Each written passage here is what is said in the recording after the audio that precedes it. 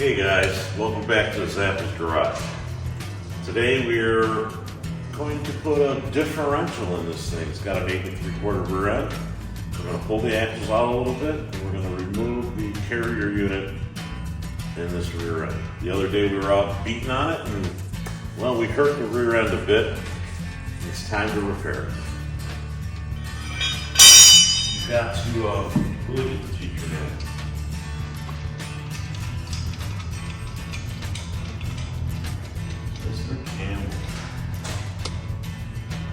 You've had them back wheels on and off a few times. Yeah, a couple times.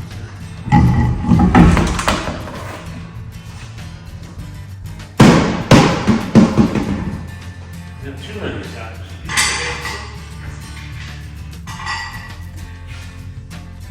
Yeah, this is working out better. We got a little bit more room here. Yes. Welcome to Zappa's 62 Garage. Yeah, what's going on back there, Paul? Just pulling the other wheel off. The other half to pull the spacers out of the way. Luckily the drums are loose on these hubs, so they'll come off. And I gotta pull the brake lines and, sorry, I'm Italian, use my hands. Anyways, gotta pull the brake lines off, pull the back in place the way, unbolt the axles. Then I'll get under the car and pull the drive shaft. 12 nuts that hold the differential in. And we'll do some filming under there also.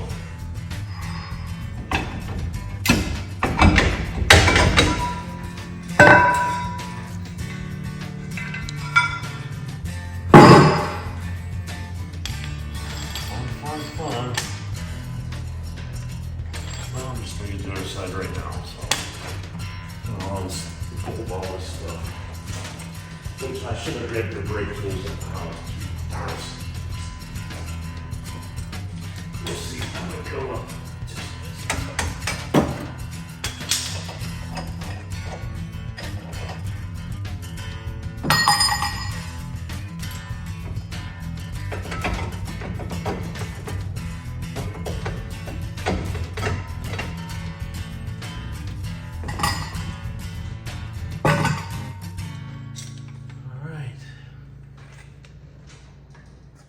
Well, I wanted to mention this 1946 Wayne, I think it is, or Yale Jack.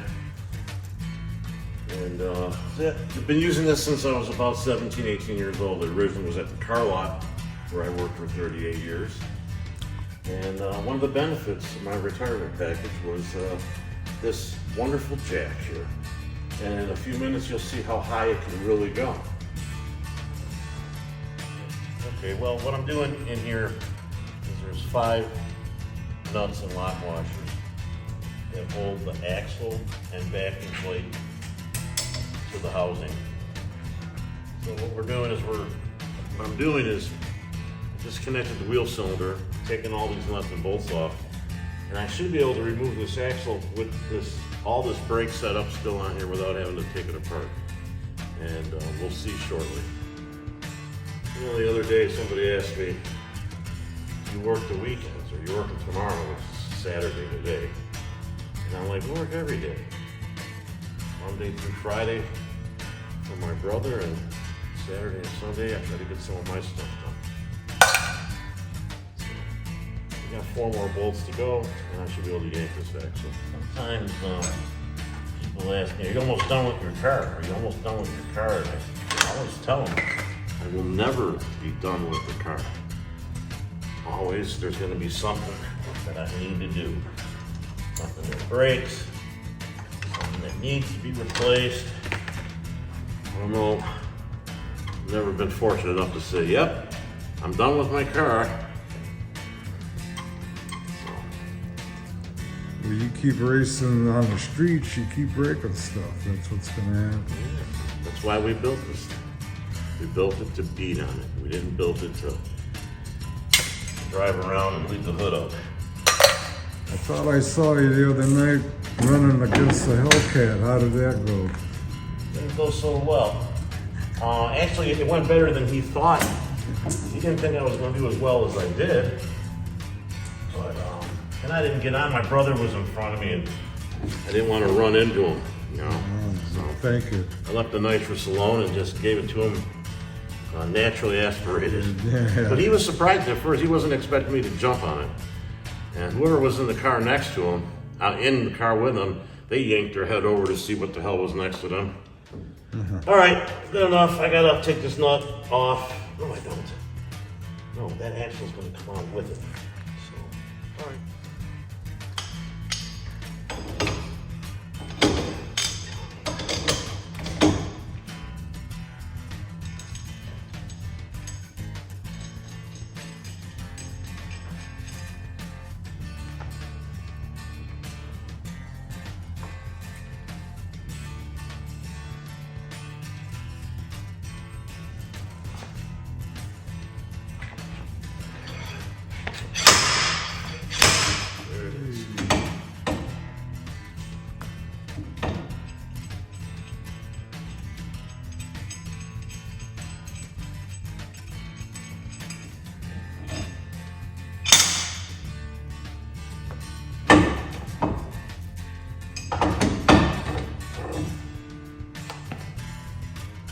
Alright, well, you missed the exciting part. Thanks to Ron from the No Name Car Club, he dropped off these pullers, a box of assorted parts. And we bolted it on the lugs. Gave it, maybe 2 whacks, and it came right loose. So I'm able to pull the axle out of the differential and leave all my brakes hooked up. It's gonna save me a lot of time when I go to put it together.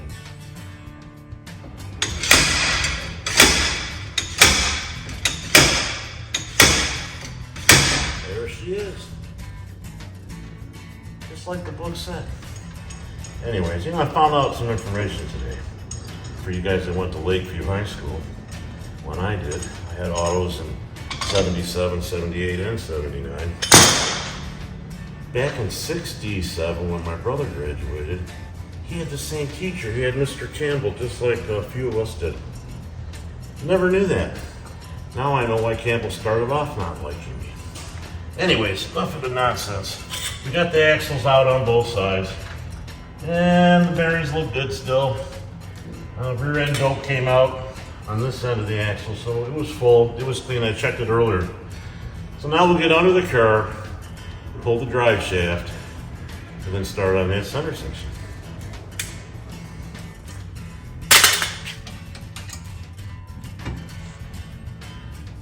You're recording, let me know. Yeah, I'm recording. All right, thanks for letting me know. Yeah, no Hey, I'm underneath this car again, and about a week ago we started hearing some loud noises back here, and then last Tuesday my brother talked me into putting the slicks on and doing hole shots, and then the rear end really decided to get noisy. So we'll take the drive shaft off, and I got lock nuts and some heavy duty stuff in here, so it's gonna be a pain in the butt. Blow the spring. Alright guys, well, come on underneath here with me. So what we have here are the lock nuts that hold the U-joints in the drive shaft and on the differential. And these are solid U-joints. There's no oil hole drilled through them for grease. There's no grease channel in these. These are solid, so they're a little stronger than the ones you grease. And then we got to pull these nuts off the differential. And I've been wanting to adjust this snubber. I got it a little bit too high. I got to come down a notch on that. But anyways, that's what it looks like from over here. And of course, once I get this differential loose, there'll be a ton of oil coming out of it. And we'll show it to you when it's on the ground. All right, guys, let's see here. Here we are. All right, well, drive shaft's off now. You see I have the heavy-duty Yoakum Ono on there. Anyways, there's, I guess, 12 nuts that go on here. And as you can see, I left the top one on loose. And then I'm gonna break loose the seal between the differential and the housing, and it'll get real leaky. Got a pan under here to catch the oil. We're darn near out of speedy dry here. Give the phone back to my brother. Well, according to the book, they say use a pry bar. So I shoved the screwdriver in between the housing, and you can see the oil starting to come out. And look how clean the oil is. There's no metal in the oil, but something happened in this rear end. Well, it's almost reusable, but no, I won't reuse it. Oh, it's looking good. So we're going to get this, let this drain for a while. Then I'll get this carrier out, and you guys can take a look at it, and we can both find the problem at the same time. Open up the gap a little bit.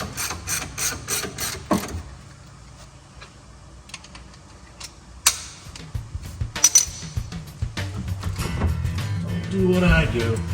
Do it by no, it's still stuck. Boom!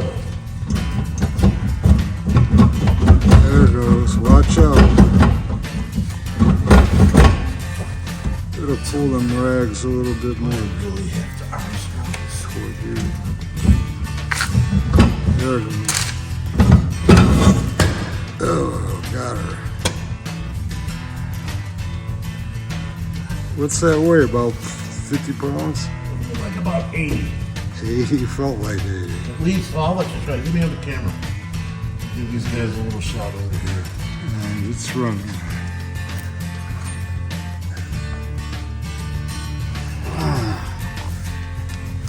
All right, you guys. Sorry to get you dizzy there. Oh, it'll probably be edited out. All right, so we got the carrier out with the gear and pinion.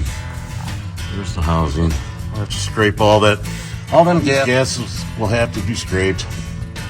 And get this all cleaned up, all the gas material off, and we'll get a look at this differential out in the light. All right, this concludes part one of the repairing of the differential in my brother Paul's 1962 Dodge Dart. Hopefully part two will be here soon. We're going to disassemble it and see what it needs and order the parts. Thanks for watching.